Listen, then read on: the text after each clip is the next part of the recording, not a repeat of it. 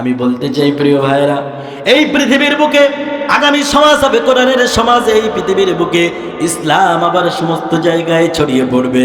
তার জন্য কেউ জীবন দেবে, কেউ দেবে না। আমার ভাইরা, ইসলাম বিজয় লাভ করবেই করবে, যারা বলে ঠিক কিনা? আপনাকে নিয়ে অথবা আপনাকে বাদ দিয়ে ইসলাম প্রতিষ্ঠিত হবে, ইসলাম বিজয়ী করবে। কিন্তু আপনি ইসলামের সঙ্গ দিতে পারেন কি পারেন না, আর সে বসে বসে দেখবেন কে? ইসলাম আপনাকে বাদ দিয়ে যদি ইসলাম বিজয় লাভ করে এই বাংলাদেশের রাষ্ট্র ক্ষমতায়, তাহলে ইসলামী ওই বিজয়ীদের কাতারের তালিকা আপনার নাম কি থাকবে? থাকবে না। আর যদি আপনি সর্বশক্তি দিয়ে, আপনার অর্থ দিয়ে, শ্রম দিয়ে, বুদ্ধি দিয়ে আপনি যদি চান যে এই দেশে কোরআনে আইন প্রতিষ্ঠিত হোক, ওইটা দেখবেন কে? যদি ওইটা কোরআনে আইন প্রতিষ্ঠিত করতে গিয়ে হাজার হাজার মানুষ যেমন জীবন দিয়েছে এই বাংলাদেশে, আপনাকে, আমাকে, আমাদের সকলকে যদি আরো একবার জীবন দেওয়া লাগে, আমরা কি প্রস্তুত আছি? কারা কারা প্রস্তুত? আল্লাহকে দেখান, আল্লাহকে আরো দেখান। যারা বলেন আল্লাহু আকবার, আল্লাহু আকবার। আল্লাহ তাআলা রব্বুল আলামিন, তুমি দেখে নাও আমার বাংলাদেশের মুসলমান ভাইরা এই দেশে কোরআনের আইন প্রতিষ্ঠিত করতে চাই, বিশ্ববাসীকে দেখাতে চাই আমার ভাইরা আমাদের রবকে আল্লাহ। আমি বলেছিলাম ইসলাম মানতে হবে। ইসলাম যখন আপনি পূর্ণাঙ্গ মানবেন, তখন আপনার জীবনে, আমার জীবনে কষ্ট আসবে কি আসবে না? নির্যাতন, নিপীড়ন, অনেক অত্যাচার আসতে পারে, তারপরেও আমরা ইসলামের উপরে টিকবো কি টিকবো না? আল্লাহ সূরা হামিম সাজদা ফুসসিলাতের ভিতরে বলেন, ইন্নাল্লাযীনা ক্বালু রাব্বুনাল্লাহ সুম্মা ইসতাকামু তাতানাজ্জালু আলাইহিমুল মালায়েকা। আল্লাহ তাআলা রব্বুল আলামিন বলেন, ইন্নাল্লাযীনা ক্বালু রাব্বুনাল্লাহ, নিশ্চয়ই যারা বলে, ক্বালু যারা বলে, রাব্বুনাল্লাহ, আমার রব আল্লাহ। কি বলে? আমাদের রবকে। এই কথাটা বললে বিপদ আছে না নাই? এমন একটা সময় আপনাদের বাংলাদেশের ছিল, যে সময় টুপি দাড়ি দেখলেই বলতো শিবির। কি বলতো? শিবির। টুপি দাড়ি দেখলেই বলতো জঙ্গি। যারা বলেন ঠিক কিনা? আমার ভাইরা, আপনি যখন বলবেন আমার রব আল্লাহ, তখন দেখা যাবে আপনার বিপদ আসবে, সরকারি বিপদ আসবে, বহির্বিশ্বের বিপদ আসবে। কিন্তু সমস্ত নির্যাতন, নিপীড়ন সহ্য করে যখন বলবেন আমার রব আল্লাহ, আল্লাহ বলেন, ও পৃথিবীর মানুষেরা শুনে নাও, তখনই আমি আল্লাহ আমার পক্ষ থেকে সাহায্য আসবে। জোরে বলেন সুবহানাল্লাহ। এই পৃথিবীর বুকে যারাই ইসলামকে প্রতিষ্ঠিত করার জন্য, আল্লাহকে রব বলে স্বীকার করার জন্য জীবন দিয়েছেন এবং ইস্তেকামত থেকেছেন, এই কথার প্রতি যে আমার রব আল্লাহ, জীবন চলে যাবে, এমনকি সন্তান এতিম হয়ে যাবে, বিবি বিধবা হয়ে যাবে, তারপরও তারা বলবে আমার রব আল্লাহ। আল্লাহ বলেন তাদের ফ্যাসিলিটি কি হবে বান্দা, একটু শুনে নাও। মৃত্যুর সময়ে তাদের উপর আল্লাহর পক্ষ থেকে তাতানাজ্জালু আলাইহিমুল মালায়েকা, মৃত্যুর সময় তাদের উপরে আল্লাহর পক্ষ থেকে ফেরেশতা নাজিল হয়ে যাবে, আর তাদেরকে বলবে আল্লাহ তাখাফু ওয়ালা তাহজানু ওয়া আবশিরু বিল জান্নাতিল্লাতী কুনতুম তুআদুন। যারা বলেন আল্লাহু আকবার। আমার ভাইরা, ফেরেশতারা এসে বলবে, ও আল্লাহর বান্দা, আল্লাহ তাখাফু, তোমরা ভয় পেও না, ওয়ালা তাহজানু, আর চিন্তিত হও না, হতাশ হও না, ওয়া আবশিরু বিল জান্নাতিল্লাতী কুনতুম তুআদুন, ওয়া আবশিরু, তোমরা খুশি হয়ে যাও, তোমরা সুসংবাদ গ্রহণ করো সেই জান্নাতের, যে জান্নাতের সুসংবাদ তোমাদের দেওয়া হয়েছে। জোরে বলেন সুবহানাল্লাহ। এই পৃথিবীর বুকে যারাই ইসলামকে মেনে নিয়েছে, আল্লাহকে এক আল্লাহ বলে মেনে নিয়েছে, রব বলে মেনে নিয়েছে, রব বলে মানাটা অত সহজ নয়। যারা বলে ঠিক না ভাইরা? কি বললো পিঠে?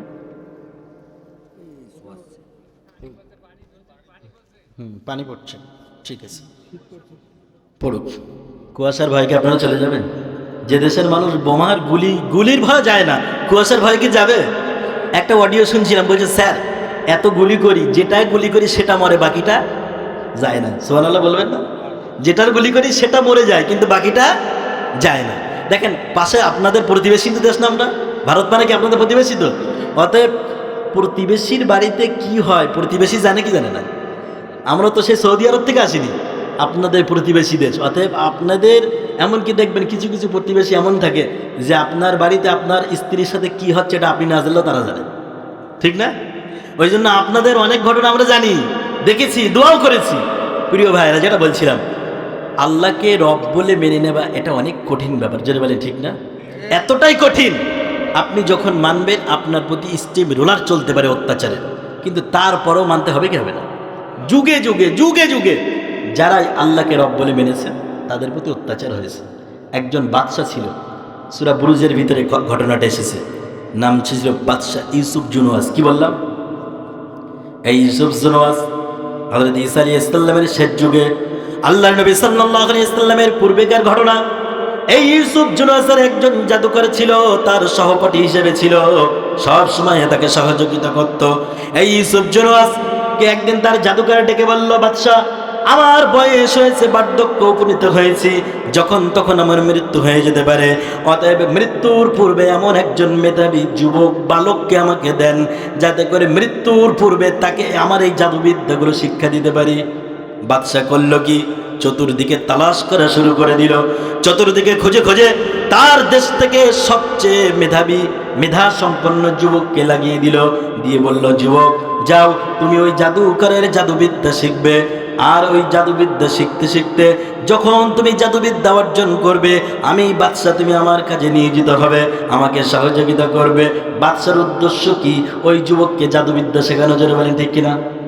কিন্তু আবার আল্লাহর উদ্দেশ্যটা কি দেখেন, ওই যুবক প্রত্যেক দিন ওই জাদুকরের কাছে যেতেন। সকাল যখন হয়ে যেত জাদুকরের কাছে চলে যেত জাদুবিদ্যা শিখতে। কিন্তু ঘটনাক্রমে দেখা গেল ওই যুবক যে পথ দিয়ে যায়, ওই পথে একজন মুসলিম সাধক বসতেন এবং বসে বসে এক আল্লাহর পরিচয় দিতেন, জোরে বলেন সুবহানাল্লাহ।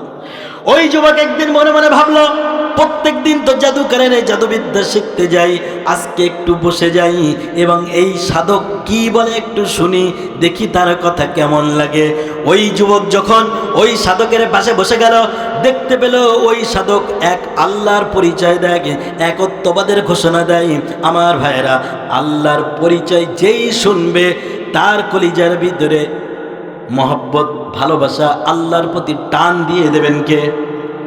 ওই যুবক শুনতে শুনতে দেখা গেল একদিন, দুদিন, 3 দিন, এমন করতে করতে দেখা গেল ওই যুবকের অন্তরে ওই জাদু বিদ্যা ভালো লাগে না, এখন ভালো লাগে ওই মুসলিম সাধকের বিদ্যা, জোরে বলেন সুবহানাল্লাহ। একদিন দুদিন হয়ে গেল, আস্তে আস্তে ওই যুবক দেখা গেল ওই জাদু বিদ্যা ছেড়ে দিয়ে ওই মুসলিম সাধকের প্রেমে পড়ে গেল এবং তাকে বলা শুরু করে দিল, পাদ্রী শোনো, আমি আপনার কাছে যখন আসি আস্তে আস্তে আমার একটু দেরি হয়ে যায়, এবং যখন আমার ওই জাদুবিদ্যা শিখতে যাই, ওই জাদুকরের কাছে যখন যাই তখন আমার একটু দেরি হয়ে যায়, এর জন্য ওই জাদুকর আমাকে বকা দেয়।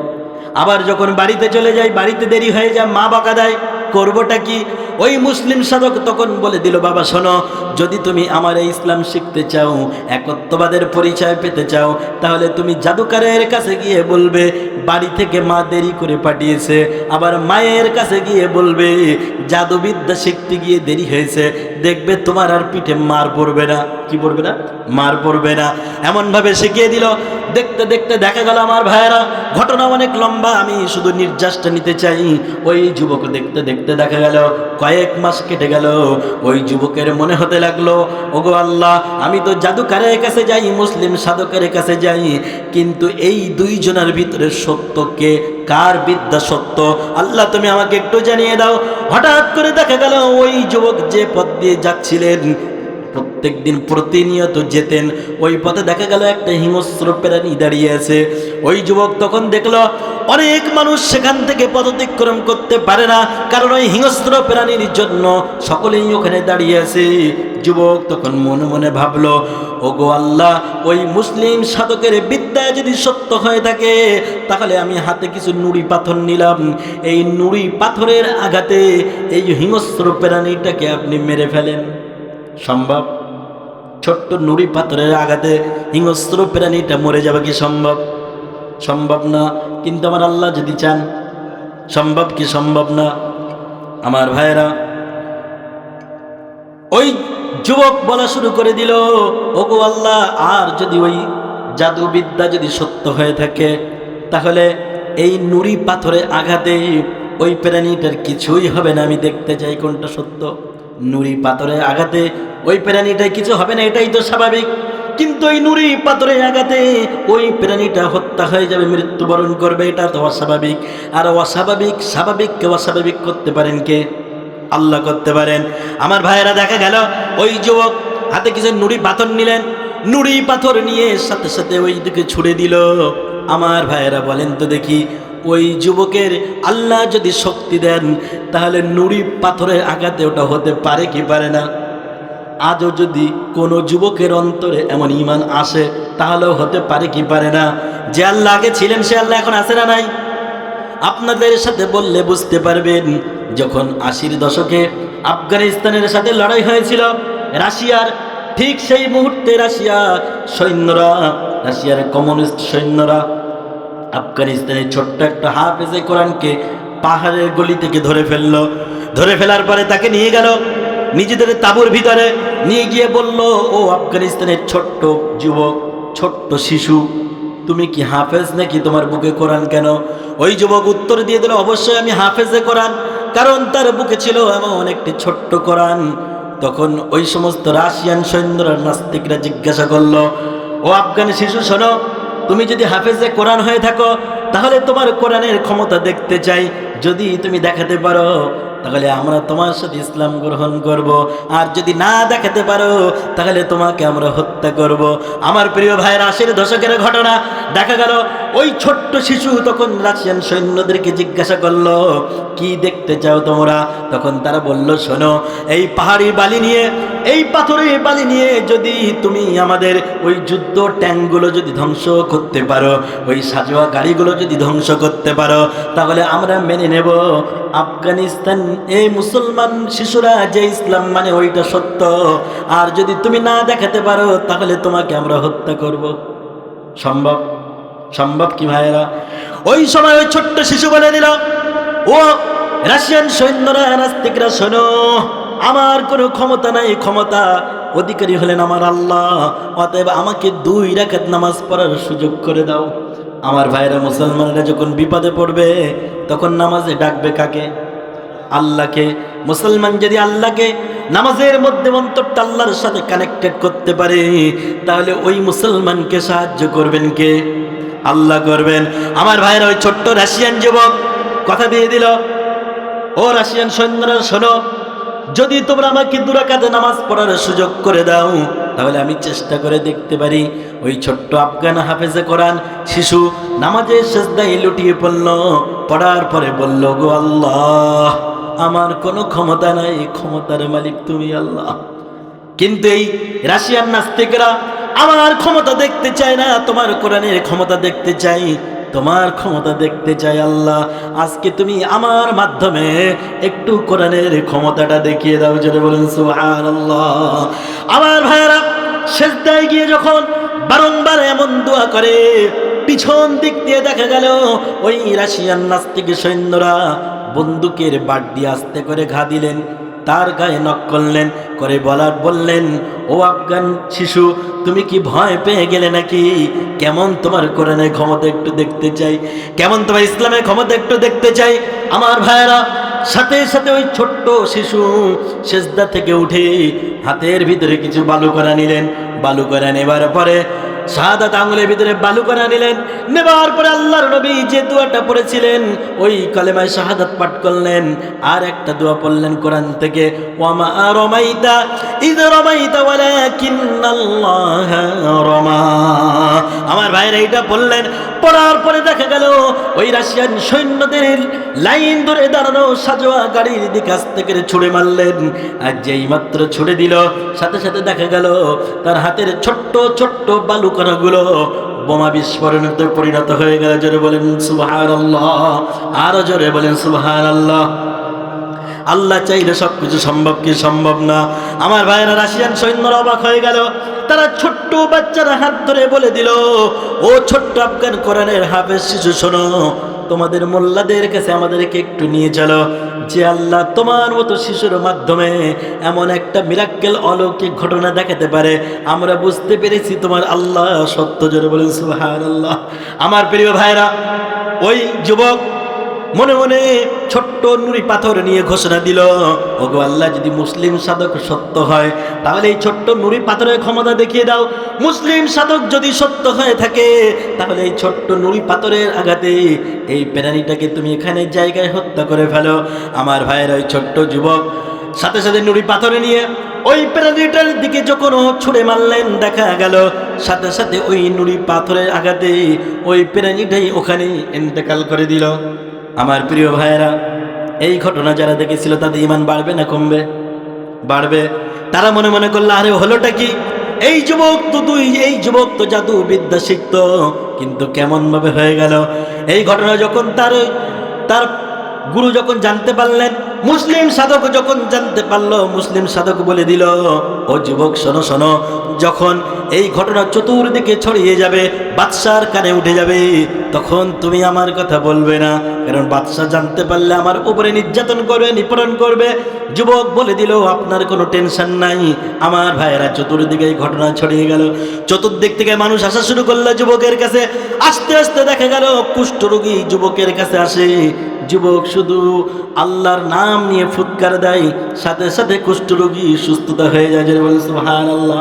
অন্ধ ব্যক্তি যুবকের কাছে আসে, যুবক আল্লাহর নাম নিয়ে তার চোখে হাত বুলিয়ে দেয়, সাথে সাথে অন্ধ ব্যক্তি চোখে জ্যোতি সম্পন্ন হয়ে যায়। এই খবর যখন চতুর্দিকে ছড়িয়ে গেল, ওই বাদশার নিকটে, বাদশা ইউসুফ জুনওয়াসের নিকটে একজন মন্ত্রী অন্ধ ব্যক্তি, সারা জীবন ধরে চোখে দেখতে পেত না, এইরকম জন্ম অন্ধ ব্যক্তি, জন্ম অন্ধ মন্ত্রী বাদশার দরবারে বসে বসে ফিরি ফিরি বেতন নিত। ওই ব্যক্তি যখন জানতে পারল, ওই ব্যক্তি তখন অনেক উপহার নিয়ে, উপঢৌকন নিয়ে যুবকের কাছে আসলো। আসার পরে বলল, যুবক, আমি জানতে পেরেছি তোমার নাকি অনেক ক্ষমতা, তুমি যদি আমার এই চোখ দুটো ভালো করে দিতে পারো জাদুবিদ্যার দিয়ে, তাহলে অবশ্যই আমি তোমার এই পুরস্কারগুলো তোমাকে দিয়ে দেব। যুবক উত্তর দিয়ে দিল, ও মন্ত্রী মশাই শোনো, আমার কোনো ক্ষমতা নাই, কারণ ক্ষমতার মালিক হলো আল্লাহ। যারা বলেন ক্ষমতার মালিক কে? আল্লাহ। ওই সময় মন্ত্রী জিজ্ঞাসা করল, আল্লাহ আবার কে? যুবক ঘোষণা দিয়ে দিল, আল্লাহ হলেন আমার একমাত্র আল্লাহ, একমাত্র রব। ও মন্ত্রী মশাই, আমার কোনো ক্ষমতা নাই, আপনি যদি ওই আল্লাহর প্রতি ঈমান আনতে পারেন, আপনার বিশ্বাস যদি ওই আল্লাহর প্রতি করতে পারেন, তাহলে আমি একটু ট্রাই করে দেখতে পারি, চেষ্টা করে দেখতে পারি আপনার চোখটা ভালো হয়ে যায় কি যায় না। মন্ত্রী ঘোষণা দিল, শোনো, আমার চক্ষু যদি ভালো হয়ে যায় তাহলে অবশ্যই তোমার ওই আল্লাহর প্রতি আমি ঈমান আনবো। জোরে বলেন সুবহানাল্লাহ। যুবক তখন আস্তে করে মন্ত্রীর চোখে হাত বুলিয়েছে। যেই মাত্র হাত বোলানো শেষ, সাথে সাথে দেখা গেল যে মন্ত্রী সারা জীবন দেখতে পেত না, সাথে সাথে চোখের জ্যোতি ফিরে পেল। জোরে বলেন সুবহানাল্লাহ। চোখের জ্যোতি ফিরে পেয়ে গেল, মন্ত্রী খুশিতে ডগমগ হয়ে গেল। মন্ত্রী বলল, দেখো যুবক, আমি বাদশার কাছে চলে যাই। বাদশার কাছে যখন চলে গেলেন, বাদশা জিজ্ঞাসা করলো, মন্ত্রী, কোনদিন তুমি চোখে দেখতে পেতে না, কিন্তু আজকে হঠাৎ করে তুমি কিভাবে চোখে দেখতে পাও বলো? তখন ওই মন্ত্রী ঘোষণা দিল, সেই যুবক, যে যুবককে আপনি জাদু বিদ্যা শিক্ষা করার জন্য দিয়েছিলেন, ওই যুবক কি যেন একটা শিখেছে। ওই যুবক এমন একটা বিদ্যা শিখেছে, এমন একটা রবের পরিচয় জেনেছে। ওই যুবক যখন আমার চোখে হাত দিল, চোখটা আবার ঠিক হয়ে গেল। আমি ওই যুবকের রবের প্রতি ঈমান এনেছি। ওই বাদশা তখন বলল, যুবকের রবকে? যুবকের রব তো আমি। যে বলে নাউজুবিল্লাহ, যুবকের রবকে? বাদশা বলছে আমি। বাদশা কি বলছে দেখেন, ক্ষমতা পেলে না, ক্ষমতা পেলে মানুষ হুঁশ হারিয়ে ফেলে, ঠিক না? আল্লাহ বলে, লিনানজুরা কাইফা তা'মালুন। বান্দা, ক্ষমতা আমি তোমাকে বসাই, আমি তোমাকে বসাই, তারপর দেখি তোমার কাজটা কেমন হয়। কিন্তু ক্ষমতা পেলে মানুষ হুঁশ হারিয়ে ফেলে। ফেরাউন প্রায় ৪৫ বছরের ভিতরে ফেরাউনের কোনোদিন রোগ হয় নাই, কোনোদিন পেট খারাপ হয় নাই, মাথা যন্ত্রণা হয় নাই। না হবার কারণে ফেরাউন মনে করেছিল রব আমি। রবকে? ফেরাউন মনে করেছিল আমি, কিন্তু রব আছেন না। বাদশা বলছে, মন্ত্রী, তুমি কোন রবের কাছে গিয়েছিলে? তোমার রব তো আমি। মন্ত্রী জবাব দিয়ে দিল, ও বাদশা জাহাপানা, শোনো, আমার রব আপনি না, আমার রব একজন আছেন, যিনি হলেন আল্লাহ। সুবহানাল্লাহ। এই কথাটা শোনার পরে মন্ত্রী কি, এই রাজা, বাদশাকে খুশি হবে? বাদশা খুশি হবে না। বাদশা জিজ্ঞাসা করলো, তোমার রবের ক্ষমতা কি? কোথায় পেলে তোমার রবের ঠিকানা? তখন ওই সময় ওই মন্ত্রী ঘোষণা দিল, বাদশা জাহাপানা শুনুন, আমার রব এমন একজন রব, তিনি হলেন আসমান জমিনের মালিক, সব কিছুর ক্ষমতার মালিক। তিনি যা চাই তাই হয়। তিনি চাইলে দিন রাত করতে পারেন, তিনি চাইলে রাতকে দিন করতে পারেন, শহরকে নগর বানাতে পারেন, নগরকে শহর বানাতে পারেন, এমনি করে বন্দার পেটে সন্তান দিতে পারেন। আল্লাহ যাকে চান তাকে ক্ষমতায় বসাতে পারেন, আবার যাকে চান ক্ষমতা চ্যুত করতে পারেন কি পারেন না। আমিরকে ধনী বানাতে পারেন, ধনীরকে ধনীকে আমির বানাতে পারেন। ওই মন্ত্রী ঘোষণা করে দিল, বাদশা জাহাপানা শুনুন, আমার রব একজন আছেন, তিনি হলেন আল্লাহ, আর ওই রবের ঠিকানা দিয়েছে ওই যুবক। জোরে বলেন সুবহানাল্লাহ। বাদশা রেগে তো রাগে অগ্নিশর্মা হয়ে গেল। বাদশা যুবককে ডাক দিল। লম্বা ঘটনা আমি সংক্ষেপে বলি। ডাক দেওয়ার পরে বলছে, যুবক আপনারা কি থাকবেন? প্রিয় ভাইরা, এত ঠান্ডার ভিতরে আপনাদেরকে আর বিরক্ত করতে চাই না। আমাকে এখানে বলেছেন যে ভাই একটু শর্ট করে মোনাজাত করতে, কারণ আপনারা দোয়া নিয়ে যাবেন, আমি মুসাফির মানুষ, দোয়া করব, অতএব এত লম্বা করতে চাই না। আমি মনে করেছিলাম যে আমাকে তোলা হবে হয়তো 10:30, কিন্তু তুলতে আলোচনা করতে প্রায় 11টা কথা বললাম, 11:30টা কথা বললাম। দেখেন, কোরআনের কথা যত শুনবো মজা আছে না? আছে তো প্রিয় ভাইয়েরা? বাদশা এবার আস্তে আস্তে মানুষ উঠে গেলে তখন বলার মজাটা থাকে না, কিন্তু মানুষ এখন আছে। আপনারা শুনছেন, মুখ দেখে বোঝা যাচ্ছে যে আপনারা শুনতে আগ্রহী, কিন্তু তারপরেও আমি অতি লম্বা করতে চাই না।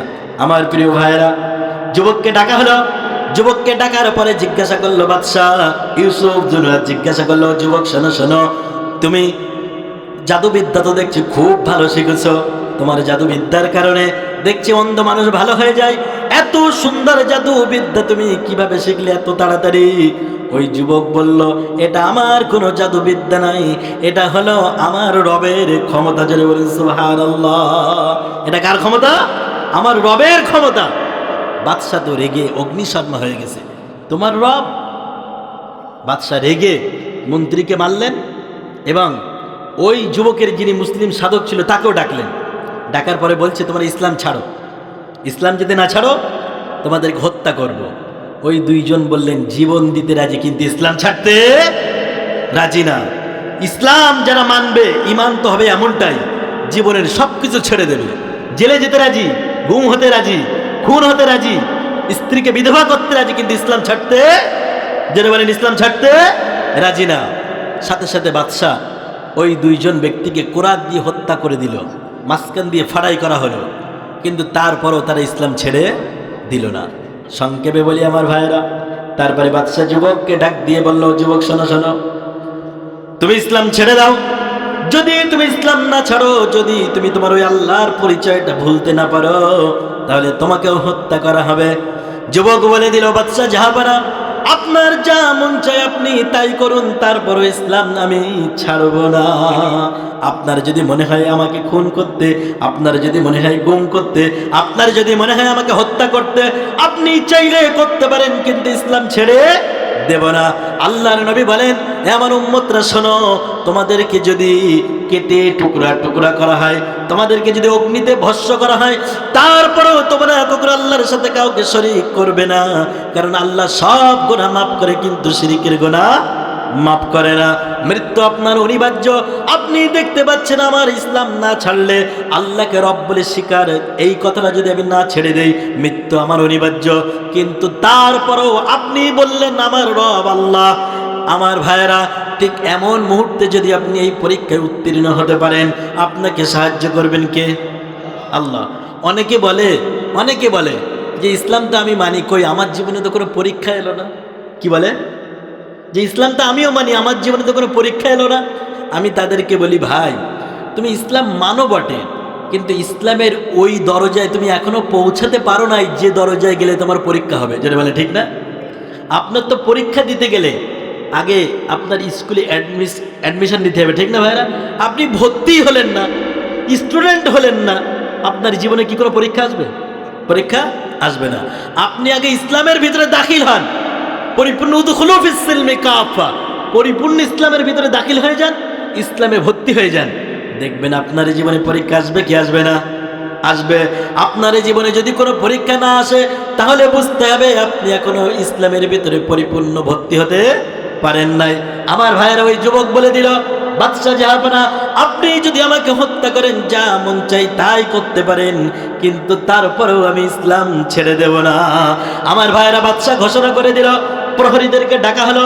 ডাকার পরে বাদশা ঘোষণা করে দিল, ও আমার প্রহরীরা, যাও যাও, এই যুবককে নিয়ে চলে যাও পাহাড়ি এলাকায়, পাহাড়ের উপরে নিয়ে চলে যাও। যুবককে মৃত্যুর পূর্বে একবার জিজ্ঞাসা করবে, এই যুবক আল্লাহকে ভুলে যায় কি যায় না। যুবককে মৃত্যুর পূর্বে একবার জিজ্ঞাসা করবে, এই যুবক তার রবকে ছাড়তে পারে কি পারে না।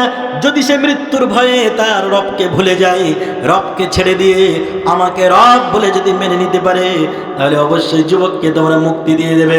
আর যুবক যদি মৃত্যুর সময়ে আমাকে রব বলে না মানে, যদি ওই আল্লাহকে রব বলে স্বীকার করে, তাহলে পাহাড়ের ওপর থেকে এই যুবককে ফেলে দেবে।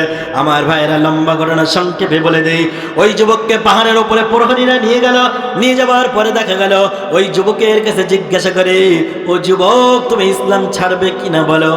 যুবক বলে, জীবন দিতে রাজি, কিন্তু ইসলাম ছাড়তে রাজি না। আমার ভাইয়েরা, ওই সমস্ত দেখা গেল ওই বাদশার প্রহরীরা যখন তারা ওই যুবককে পাহাড়ের উপর ফেলে দেবে, এমন সময় দেখা গেল জিলজাল শুরু হয়ে গেল, ভূমিকম্প শুরু হয়ে গেল, পাহাড় নড়ে, পাহাড় এত পরিমাণে নড়া শুরু হয়ে গেল। ওই বাদশার প্রহরীরা সব কিছু পাহাড় থেকে পড়ে গেল, মাথা ঘুরে তারা পড়ে ওখান থেকে তারা দেখা গেল জাহান্নামে চলে গেল। আর ওই যুবককে যিনি বাঁচালেন, জোরে বলেন তিনি কে? তিনি হলেন আল্লাহ, আসমানের মালিক, জমিনের মালিক। ইন্নাল্লাহা আলা কুল্লি শাইইন কাদির, তিনি যা ইচ্ছা তাই করেন, সমস্ত ক্ষমতার অধিকারী তিনি, জোরে বলেন ঠিক কিনা। ওই যুবককে আল্লাহ বাঁচিয়ে দিলেন। যুবক একটু একটু করে গুটি গুটি পায়ে হাঁটতে হাঁটতে দেখা গেল বাদশার দরবারে হাজির। বাদশা দেখে, মনে করে এটা মানুষ না ভূত। কি মনে করে? মানুষ না ভূত। কারণ তোমাকে তো মারতে চেয়েছিলাম। বলে, আমার প্রহরীরা কোথায়?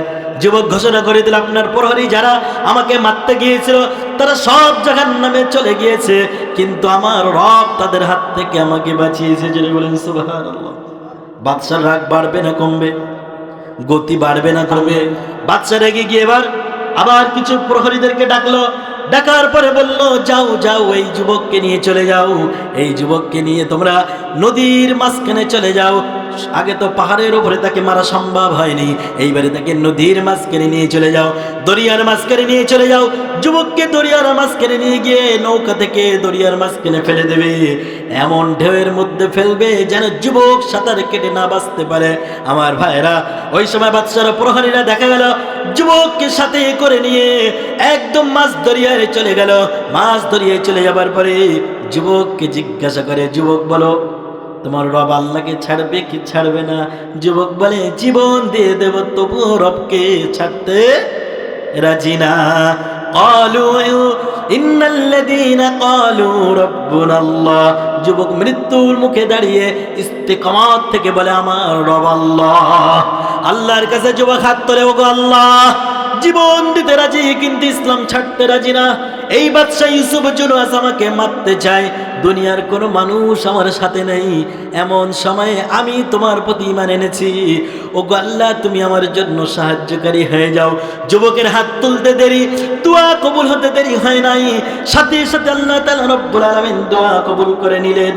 আমার ভাইরা, দেখা গেল ওই সমুদ্র শান্ত পানির ভিতরে একটা উত্তাল শুরু হয়ে গেল, ঢেউ শুরু হয়ে গেল। জোরে বলেন সুবহানাল্লাহ। সুবহানাল্লাহ কি বাড়ি গিয়ে বলবেন নাকি? আরো জোরে বলেন সুবহানাল্লাহ। সুবহানাল্লাহ বলে লাভ আছে না? লাভ আছে তো। আজকাল মানুষ লাভে লব হয়, বিনা লাভে তুলেও পায় না। লাভের কথা না শুনলে মানুষ কিছু করতে চায় না। আল্লাহর নবী বলেন, যখন কোনো ব্যক্তি একবার সুবহানাল্লাহ বলে, জান্নাত, যার জন্য যে জান্নাত বরাদ্দ, ওই জান্নাতটা থাকে একটা চাটিয়াল ময়দান। বান্দা যত আমল করে ওই জান্নাতটা তার জন্য ফুলে ফলে সাজানো হয়। জোরে বলেন সুবহানাল্লাহ। আল্লাহর নবী বলেন, যখন কোনো ব্যক্তি একবার আল্লাহর পবিত্রতা ঘোষণা দেওয়ার জন্য বলেন সুবহানাল্লাহ, কি বলেন? সুবহানাল্লাহ, সাথে সাথে ওই ব্যক্তির জন্য আল্লাহ জান্নাতে এমন একটা গাছ লাগিয়ে দেন, ওই গাছটা এত বড়, এত বৃহৎ। আল্লাহর নবী বলেন, একটা সুস্থ সবল ঘোড়া যদি একটানা 500 বছর দৌড়াতে থাকে, তারপরেও জান্নাতের লাগানো ওই গাছের ছায়া অতিক্রম করতে পারে না। যারা বলুন আরো জোরে বলুন সুবহানাল্লাহ। আল্লাহর নাম শুনতে কি মজা লাগে না ভাইরা? শুনতে মজা লাগে কি লাগে না? আল্লাহ, আরো বলেন আল্লাহ আল্লাহ আল্লাহ, বলেন সবাই আল্লাহ আল্লাহ। জপ মন জপ আল্লাহ আল্লাহ আল্লাহ, আল্লাহ আল্লাহ জপ মন জপ আল্লাহ আল্লাহ আল্লাহ। ও নাম জপে জীবন হবে, ও নাম জপে জীবন হবে, ফুলে ফুলে নূরে উজালা। জপ আল্লাহ আল্লাহ আল্লাহ, আল্লাহ আল্লাহ জপ মন জপ আল্লাহ আল্লাহ আল্লাহ। ও নাম জপে আদম নবী পেল গুনাহের মাপি, ও নাম জপে আদম নবী পেল গুনাহের মাপি। অগ্নিকুণ্ডে ও নাম ছিল ইব্রাহিমের কাপি। জোরে বলেন মারহাবা, আরো জোরে মারহাবা। ও নাম জপে আদম নবী পেল গুনাহের মাপি, অগ্নিকুণ্ডে ও নাম ছিল ইব্রাহিমের কাপি। ও নাম জপে নুহের তরি পাড়ায় উর্নিমালা, আল্লাহ আল্লাহ জপ মন জপ আল্লাহ আল্লাহ আল্লাহ। আমার ভাইয়ের আল্লাহ নামটা এত মধু, এত মধু, ডাকতে মজা লাগে কি লাগে না? তাহলে সুবহানাল্লাহ আপনারা কি বলতে রাজি আছেন? আমার প্রিয় ভাইয়েরা, ওই যুবক দোয়া করলেন, ওগো আল্লাহ তোমার ক্ষমতা দ্বারা আমাকে তুমি বাঁচিয়ে নাও। সাথে সাথে দেখা গেল সমুদ্রের ভিতরে, দরিয়ার ভিতরে ঢেউ শুরু হয়ে গেল, এমন ঢেউ শুরু হয়ে গেল। আমার ভাইরা দেখা গেল বাদশার সমস্ত পাঠানো সাজানো প্রহরীরা সমুদ্রের ঢেউ কিনারায় পড়ে সব তলিয়ে গেল। আর ওই যুবক ছোট্ট নৌকা নিয়ে ভাসতে ভাসতে সমুদ্রের কিনারায়, জোরে বলেন সুবহানাল্লাহ। ওই যুবক ভয় না পেয়ে এবার আস্তে আস্তে হাঁটতে হাঁটতে বাদশার সামনে হাজির। বাদশা দেখে তো ভয় পেয়ে গেল, আরে যুবক তুমি কি এখনো মরো নাই? কি বলছে? তুমি কি এখনো মরো নাই? যুবক বলছে আমাকে কেউ মারতে পারবে না, আমাকে যিনি একমাত্র মারতে পারবেন তিনি হলেন আল্লাহ। বাদশা বলছে আরে তোমাকে কেউ মারতে পারবে না, আমিও পারবো না, তোমার আল্লাহ পারবে। তুমি বলো তোমার আল্লাহ কিভাবে চাইলে আমি তোমাকে মারতে পারবো। কারণ এখন বাদশা মনে মনে করছে যেভাবে একে মারতে হবে, একে যদি না মারা যায় তাহলে এর দেখে দেখে আস্তে আস্তে ইসলাম কবুল করবে। যেটা বলে ঠিক না? আস্তে আস্তে যখন ইসলাম নিয়ে কেউ কথা বলে, এমন একটা সময় ছিল, ওই বলেছি যে আল্লামা সাঈদী যখন কোরআন থেকে কথা বলতেন, রাষ্ট্র ক্ষমতা ইসলামের কথা বলতেন, তারা মনে মনে করেছিল তাকে জেলে দিয়ে কোরআনের হুকুমকে বন্ধ করে দিয়ে স্তব্ধ করে দেবে। যেটা বলে ঠিক না? আজকে আল্লামা সাঈদী কবরে, আর হাজার হাজার সাঈদী আজকে ময়দানে, ঠিক না? ঠিক কিনা? কোরআনের আইন, কোরআনের নূর, ইসলামের নূরকে কেউ মেরে ধরে কখনো বন্ধ করতে, কারণ এই নূর জ্বালানোর দায়িত্ব কে নিয়েছেন? আল্লাহ। বাদশা বলছে ও যুবক তোমাকে যদি না মারি তাহলে তোমার ইসলাম সবাই আমার দেশে মেনে নেবে, আমি বাদশা কার কাছে নিজেকে রব বলে মানবো? যুবক বলো তোমাকে মারবো কিভাবে?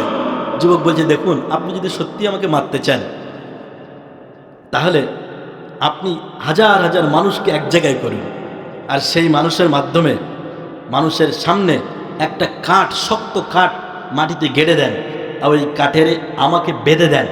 দেওয়ার পরে আমার তনুর ভিতর থেকে একটা ধনুক নেবেন, একটা তীর নেবেন, নেবার পরে আমার তনু দিয়ে, আমার ধনুক দিয়ে, আমার তীর দিয়ে আমাকে আমার দিকে নিক্ষেপ করবেন। আর যখন নিক্ষেপ করবেন তখন বলবেন বিসমিল্লাহি রব্বি হাদাল গোলাম। আল্লাহু আকবার। এই কথাটা আপনি বলবেন। আপনি যদি বিসমিল্লাহি রব্বি হাদাল গোলাম এই কথাটা যদি আপনি বলতে পারেন, দেখবেন সাথে সাথে আমি যুবক আস্তে আস্তে করে শহীদ হয়ে যাব, মৃত্যুবরণ করব। বাদশা বলল যা বলতে হয় বলবো, কিন্তু তারপরেও আমি তোমাকে মারতে চাই। তোমাকে আমি, বাদশা মনে করছে যে একে মারবো ইসলাম শেষ হয়ে যাবে, ইসলাম কি হয়ে যাবে? এটা কি কোনোদিন সম্ভব? কোনোদিন সম্ভব না।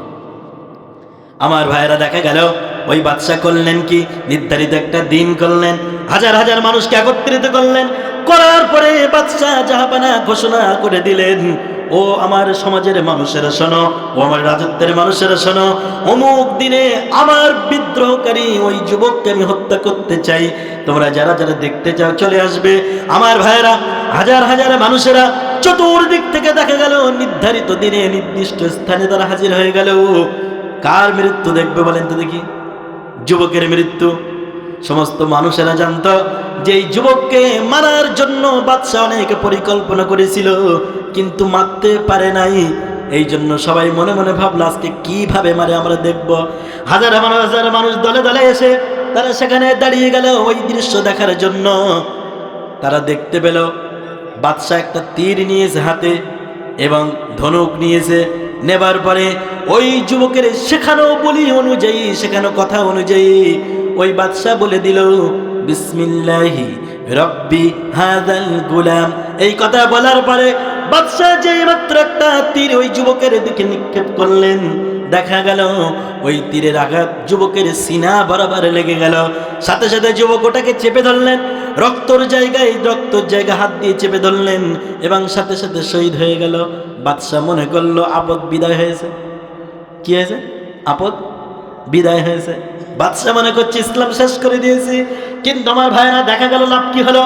ওই যে মজলিসে হাজার হাজার মানুষেরা ছিল, তারা তো জানতো বাদশা অনেক রকম ভাবে এই যুবককে মারার চেষ্টা করেছিল, কিন্তু মারতে পারে নাই। কিন্তু আজকে যখন এই যুবকের রবের নাম নিয়ে বাদশাহ যখন তীর মারল, এই যুবক তো ইন্তেকাল করলো, তাহলে বোঝা গেল বাদশাহ রব নাই। আমরা বুঝতে পেরেছি এই যুবকের রবই হলো খাঁটি রব, আসল আল্লাহ। জোরে বলুন না সুবহানাল্লাহ। ওই সমস্ত হাজার হাজারে মানুষ তারা তখন বাদশাকে সামনে রেখে ঘোষণা দিয়ে দিল, ও বাদশা জাহাপানা, আপনি ওই যুবককে মারার অনেক চেষ্টা করেছেন, মারতে পারেন নাই, কিন্তু আজকে আমরা বুঝতে পেরেছি আপনি হলেন ভণ্ড খোদা, আর এই যুবকের যিনি রব তিনি হলেন আসমান জমিনের মালিক আল্লাহ। অতএব আমরা সকলে মিলে এই যুবকের রবের উপরে ঈমান নিয়ে আসলাম। জোরে বলেন সুবহানাল্লাহ। বাদশা মন্ত্রীদেরকে ডাকলেন, বিপদ বাড়লো না কমলো? বিপদ বাড়লো। বাদশা মন্ত্রীদেরকে ডেকে বলছে, দেখুন এটা আপনাদের বাংলাদেশের সাথে সুন্দর মিলবে। আমি এটা লেখার পরে আমি আর বাড়াতে যাচ্ছি না, কিন্তু একটু একটু যদি এর সাথে ব্যাখ্যা দেই না, যখন দেখছো গুলি করে হচ্ছে না, তখন আপনাদের জালিম সরকার কি করেছিল জানেন? একদম আপনাদের যারা দায়িত্বশীল ছিল সরকারে সকলকে ডেকে একটা গোল টেবিল করেছিল। কি করেছিল? যে এদেরকে মেরে যখন হচ্ছে না, আবু সাইদ মরে, আবার আরেকজন আসে, আবার আরেকজন শহীদ, আরেকজন আসে। আস্তে আস্তে আন্দোলনের গতিবেগ বাড়ছে না কমছে? বাড়ছে। মিটিং ডাকলো, কি করা যায়, কি করা যায়। একদম নির্বিচারে গুলি করো, তাদের পথ আটকে দাও। তাদের যদি পথ আটকেতে না পারি তাহলে আমাদের পালাতে হবে, অতএব তাদেরকে মারো, আরো মারো। কিন্তু পারলো না। পেরেছে কি? পারে নাই। পারবেও না, কারণ তৌহিদি জনতার সাথে কে আছে? আল্লাহ। আল্লাহ যাদের সাথে আছে তাদের কি ভয় থাকতে পারে? পারে না। আমার প্রিয় ভাইয়েরা, বাদশা এবার মন্ত্রীর দিকে ডাকলেন, ডাকার পরে বললেন, আরে আমি তো চেয়েছিলাম যে এই যুবকের হত্যার মাধ্যমে ইসলামকে শেষ করে দিতে, কিন্তু হলোটা কি? এখন তো হাজার হাজার মানুষ ইসলাম গ্রহণ করেছে, এখন করবোটা কি? সূরা বুরুজের ভিতরে এসেছে। আমার ভাইরা, যদি তাফসীর করতাম আলোচনা করা যেত না, সময় অল্প। বাদশার সমস্ত মন্ত্রীরা ঘোষণা দিল, বাদশা জাহাপানা, যারা ইসলাম কবুল করেছে, যারা নতুন করে ঈমান এনেছে, এদেরকে যদি আপনি বাঁচিয়ে রাখেন, আপনার ক্ষমতা চলে যাবে, আপনার খোদাগিরি চলে যাবে। কতটা খারাপ হলো, সত্য কিনা? আপনার খোদাগিরি চলে যাবে। মন্ত্রীরা ঘোষণা দিল, বাদশা জাহাপানা, দেখবেন বাদশা যা হয় হয়, নেতা যা হয় হয়, কিন্তু নেতার পাশে থাকে কিছু চামচা। কি বললাম? নেতার থেকে এগুলো বোঝে বেশি, বোঝে না?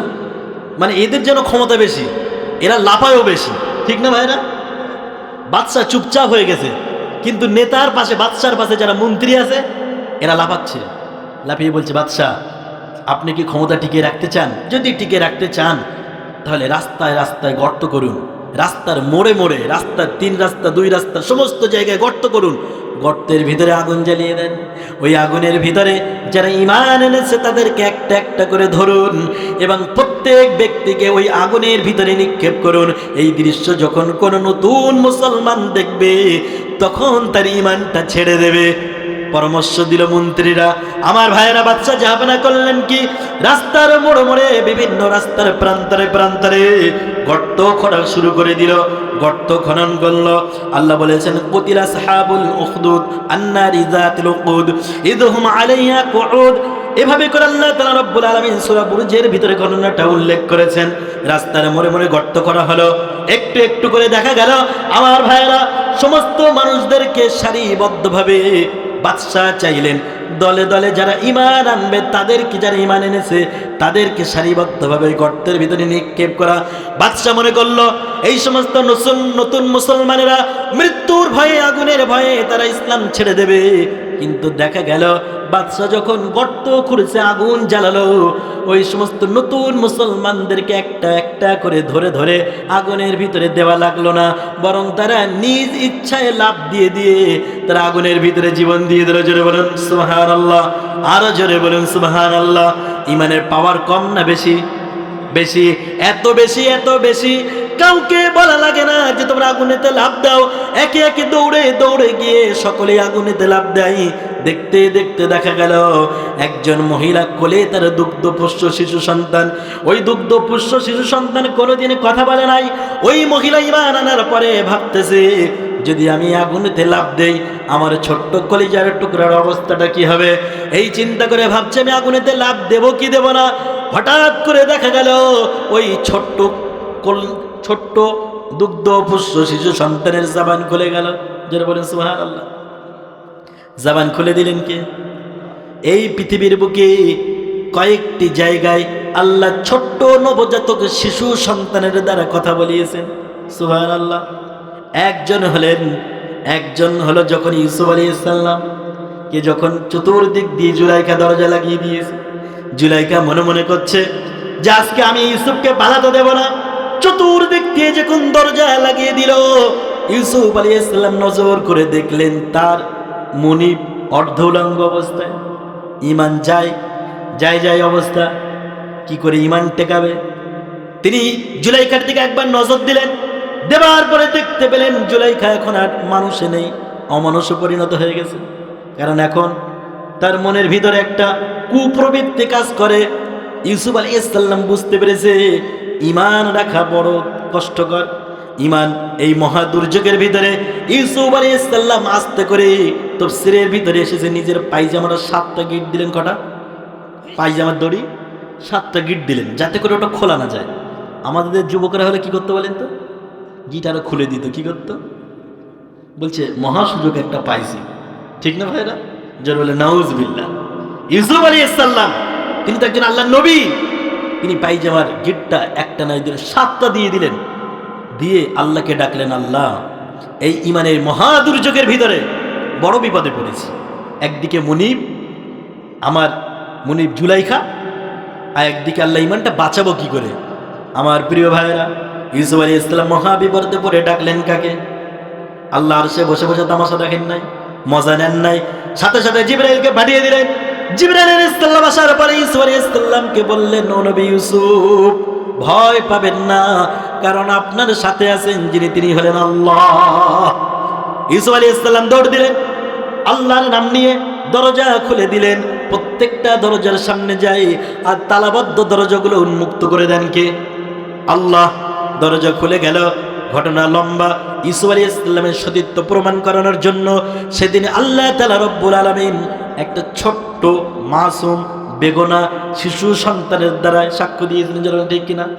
আপনারা জানেন ঘটনাটা বলার উদ্দেশ্য না। আর এক জায়গায় মরিয়াম পুত্র হযরত ঈসা আলাইহিস সালাম মায়ের কোলে মায়ের সতীত্বের গ্যারান্টি দিয়েছিল। ঠিক না? আমার প্রিয় ভাইরা, ছোট্ট শিশু সন্তান, তার মা ভাবছে আগুনেতে লাফ দেবো কি দেব না। হঠাৎ করে ছোট্ট শিশু সন্তান জবান খুলে গেল। ছোট্ট শিশু সন্তান বলে দিল, আমার জনম দুঃখিনী মা, কিসের ভয় পাও? আমি তোমার ছোট্ট শিশু সন্তান, আমার জীবন চলে যাবে এই ভয় পেও না। কারণ তুমি দেখো ওটা আগুন, কিন্তু আমি ওই আগুনের ভিতরে আল্লাহর জান্নাত দেখতে পাচ্ছি। জোরে বলেন সুবহানাল্লাহ। এ আমার মা, আপনি ঝাঁপিয়ে পড়ুন। আমার প্রিয় ভাইরা, একটু একটু করে সবাই ঝাঁপিয়ে পড়ে। ঈমান বাড়ে না কমে? বাদশা দেখলো আর বিপদ বেড়ে গেল। বাদশা দেখলো এদের ঈমান কখনো হারানো যাবে না। বাচ্চা তখন নিজেই পালিয়ে গেল। আমার ভাইয়ের, আপনার উপরে যখন অত্যাচার হবে, আপনি যখন ওই অত্যাচারকে উপেক্ষা করে আপনার রব আল্লাহকে ডাক দেবেন, আল্লাহ বলেন বান্দা তুমি তোমার পরীক্ষায় উত্তীর্ণ হয়ে গিয়েছো, একটা না, 1 বছর নয়, 2 বছর নয়। ওরে বাংলাদেশের মুসলমান, 17টা বছর ধরে তোমরা আল্লাহকে রব বলার কারণে অনেক অত্যাচার, নির্যাতন, নিপীড়ন হয়েছে। আর একটু অপেক্ষা করো, দেখো আমি আল্লাহ আমার সাহায্যটা কেমনে নামে। চলে বলেন সুবহানাল্লাহ। প্রিয় ভাইয়েরা, আল্লাহকে রব বললে বিপদ আছে না নাই? কিন্তু তারপরও সেই বিপদকে উপেক্ষা করে আমরা কি আল্লাহকে রব বলতে মানতে পারবো?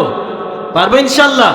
দেখুন, হাত তুলেছি মাওলা ওগো তোমার দরবারে, ক্ষমা করে দাও ও দাও ক্ষমা করে। ওদিকে দিতে থাকেন, আমি একটা বলতে বলতে শেষ করে দেবো, আমার সাথে সাথে বলেন।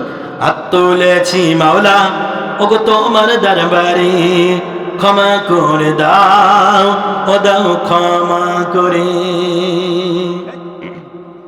তুমি যদি ক্ষমা না করো যাব কার দরবারে, বিনয় করে আমায় তুমি ঠেলে দিও না দূরে। তুমি যদি ক্ষমা না করো যাব কার দরবারে, বিনয় করে আমায় তুমি ঠেলে দিও না দূরে। আল্লাহ বলেন সবাই, আল্লাহ আল্লাহ আল্লাহ।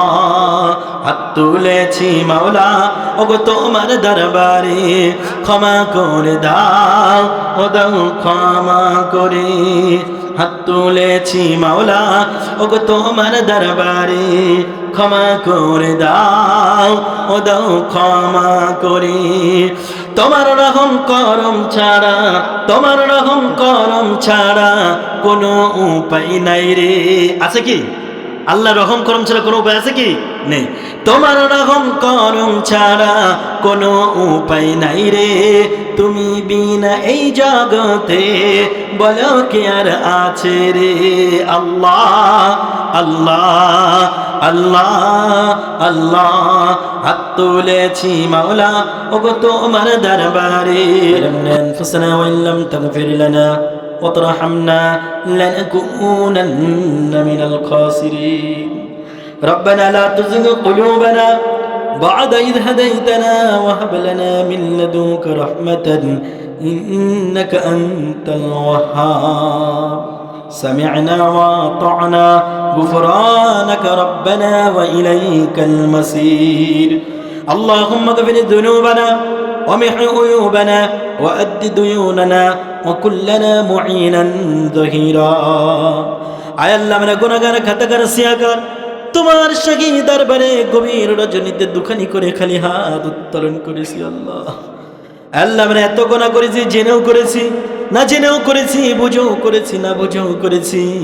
আমরা জানি নামাজ না পড়লে তুমি অসন্তুষ্ট হবে, তারপরেও নামাজ ছেড়েছি। আল্লাহ, জীবনে কত গুনাহ জানার পরও করেছি, তার কোনো হিসাব নাই। আল্লাহ, আমাদের গুনার দিকে যদি তুমি নজর দাও আল্লাহ, আমাদের প্রতি তোমার ঘৃণা আসতে পারে। আল্লাহ, গুনার দিকে না তাকায়া তোমার বান্দা মনে করে, আখিরি নবীর আখিরি উম্মত মনে করে আমাদের জীবনের সবটুকুর গুনার খাতাগুলি তুমি মাফ করে দাও।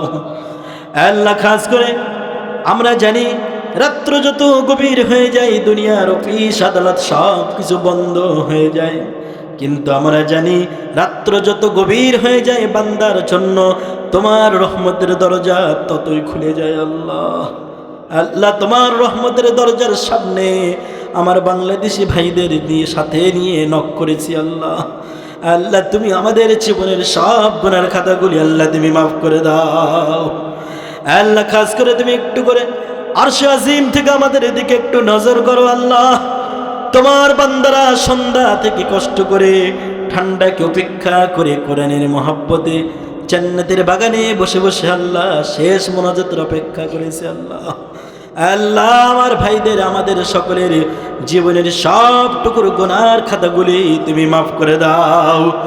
আল্লাহ, শুধু শুধু মাফ নয়, আমাদের এই জীবনের গুনার খাতাগুলি আল্লাহ তুমি নেকিতে পরিবর্তন করে দাও। আল্লাহ আল্লাহ, এই কোরআনুল কারীমের মাজলিসকে আল্লাহ প্রতিষ্ঠিত করার জন্য আমার যে সমস্ত যুবক ভাইয়েরা অর্থ দিয়ে, শ্রম দিয়ে, বুদ্ধি দিয়ে আল্লাহ সহযোগিতা করেছে, আমার যে সমস্ত মা বোনেরা অর্থ দিয়ে শ্রম দিয়ে সহযোগিতা করেছে। বিশেষ করে আল্লাহ এই মাহফিলের আজকে যিনি সভাপতিত্ব দায়িত্ব পালন করেছেন, আল্লাহ আল্লাহ আমার দুই পাশে দুই আল্লাহ তোমার প্রিয় বান্দারদেরকে সাথে নিয়ে হাত উত্তোলন করেছি। আল্লাহ আল্লাহ সভাপতি সাহেব থেকে শুরু করে এই মাহফিল কমিটির যত আপন জন ইন্তেকাল করেছে, আল্লাহ তাদের কবরগুলোকে তুমি জান্নাতের বাগান বানায়া দাও।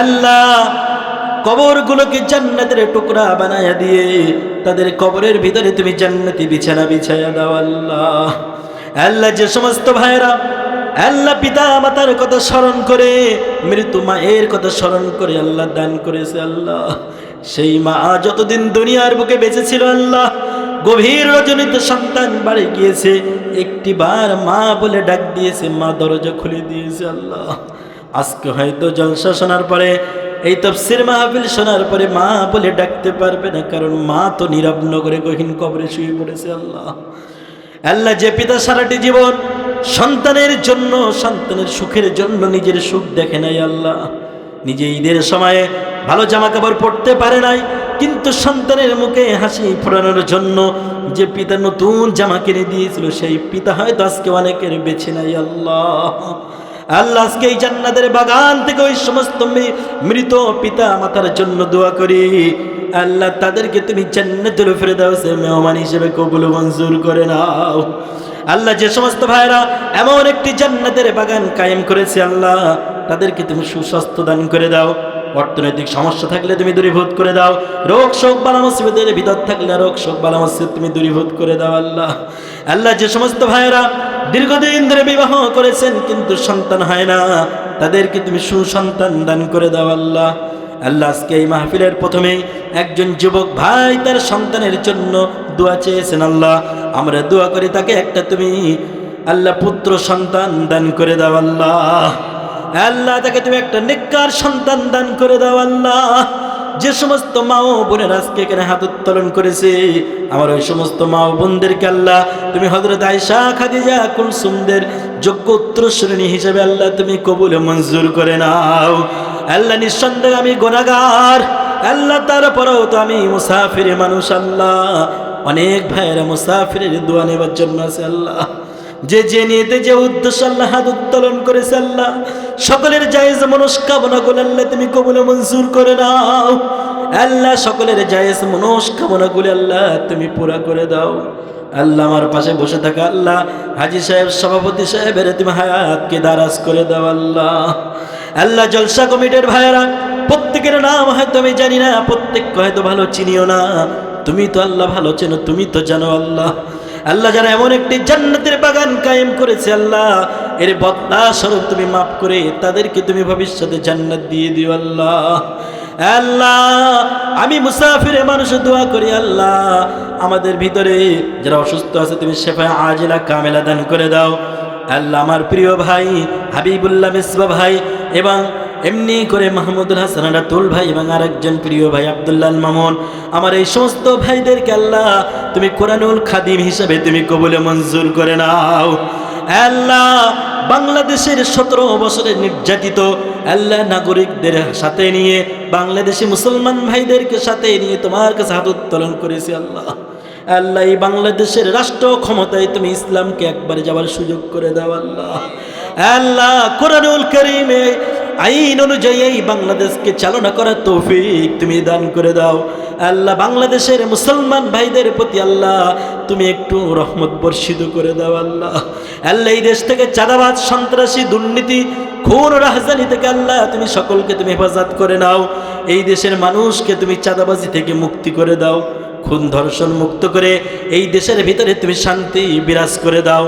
আল্লাহ কোরআনের যে সুশাসন এটাকে দেখার মতো সুযোগ আল্লাহ এই দেশের মানুষকে তুমি একটিবার করে দাও। আল্লাহ আল্লাহ পরিশেষে আর একটা দোয়া করে যাই, আল্লাহ এই দেশের মুসলিম দলগুলোকে তুমি এক প্ল্যাটফর্মে কাজ করার তৌফিক তুমি দান করে দাও। আল্লাহ আল্লাহ খুঁটিনাটি সমস্ত বিষয়কে ভুলে গিয়ে, সমস্ত মত বিনিময় আকীদার কথা ভুলে গিয়ে আল্লাহ কোরআনের স্বার্থে ইসলামের স্বার্থে এক প্ল্যাটফর্মে আসার সুযোগ তুমি দান করে দাও। আল্লাহ আল্লাহ এই দেশে আল্লাহ তুমি কোরআনের শক্তিকে, কোরআনুল কারীমের ইসলামী রাজ তুমি কায়েম করে দাও। আল্লাহ আল্লাহ আমি গুনাহগার, আল্লাহ আমার দোয়া কবুল না হতে পারে। আল্লাহ তুমি এক বস্তা আলুর ভিতরে পচা আলুগুলো আল্লাহ যেভাবে তুমি চালিয়ে নাও, এক বস্তা চাউলের ভিতরে কাকড়গুলো তুমি যেভাবে চালিয়ে দাও, লিচুর সাথে যেমন পাতাগুলো বিক্রি হয়ে যায়, আল্লাহ তোমার এই সমস্ত হাজী সাহেব, দিনদার, ইমানদার, মুসল্লি, নামাজি মুসল্লি ভাইদের, ছোট্ট ছোট্ট বেগুনা মাসুম ভাইয়েরা আছে আল্লাহ, তাদের হাতের সাথে, তাদের দোয়ার সাথে তুমি আমার দোয়াটা তুমি কবুল ও মঞ্জুর করে নাও। আল্লাহ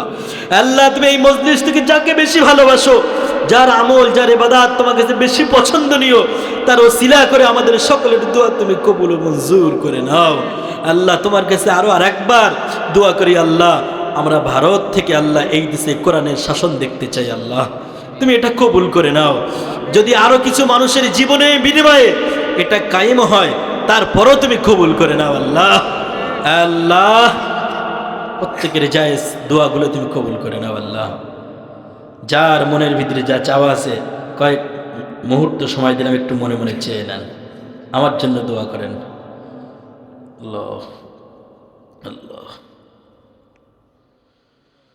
تقبل منا إنك أنت السميع العليم وتب علينا إنك أنت التواب الرحيم سبحان ربك رب العزة عما يصفون وسلام على المرسلين والحمد لله رب العالمين واجعل آخر كلامنا عند الموت لا إله إلا الله محمد رسول الله